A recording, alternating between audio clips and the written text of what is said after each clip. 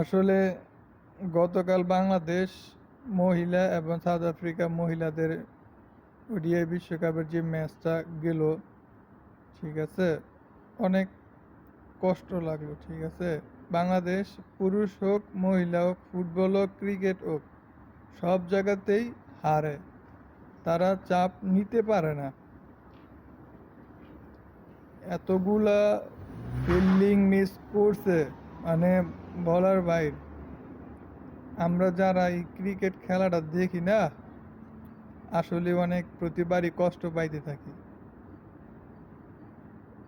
মহিলাগুলা আসলে কেউ তার ইচ্ছা করে মানে হারতে চায় না, তারপরে কেন জানি এমনটা হয়ে যায়।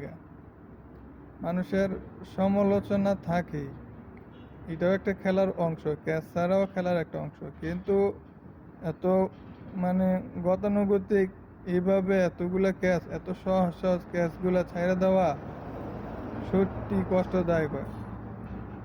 বাংলাদেশ মহিলা দল প্রথমে ব্যাটিং করে 232 রান করছে।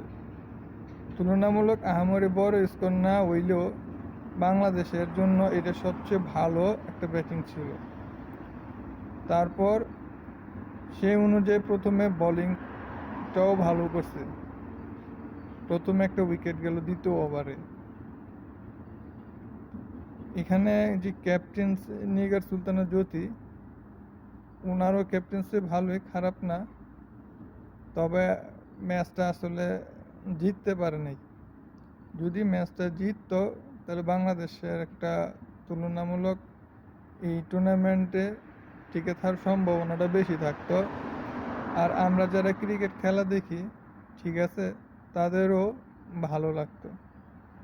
কারণ আমরা মানে প্রবাসী, তো প্রায় সময় একটু খেলা দেখা বিনোদন নেওয়ার চেষ্টা করি, কিন্তু আমরা যতবারই দেখবার যাই, ঠিক আছে, ততবারই এই এরকম হইতে থাকে, এরকমটা হইতে থাকে আর কষ্ট পাইতে থাকি। আসলে কষ্টের তো আর বলতে কিছু থাকে না, মানে মনটা ভাঙা ভাঙা যায়। ঠিক আছে, আর বাংলাদেশে অনেক মানে সাংবাদিক আছে, এরা নিজেরাই কোচ, আর নিজেরাই প্লেয়ার, এরা নিজেরাই ইলেকশন সব হেরাই, এদের ইনফরমার থাকে, এই থায়। ঠিক আছে, তো এখন তো নাজমুল হাসান পাপন নাই, তাহলে এখন খেলার এই অবস্থা হইব কি লিগা? বুঝলাম পাপন সাহেব ক্রিকেটের জন্য কিছু করে নাই, বা যা সিদ্ধান্ত নিতে সব অনেক যার আইছে, হেরা বুক করতেছে কি লিগা? হ্যাঁ,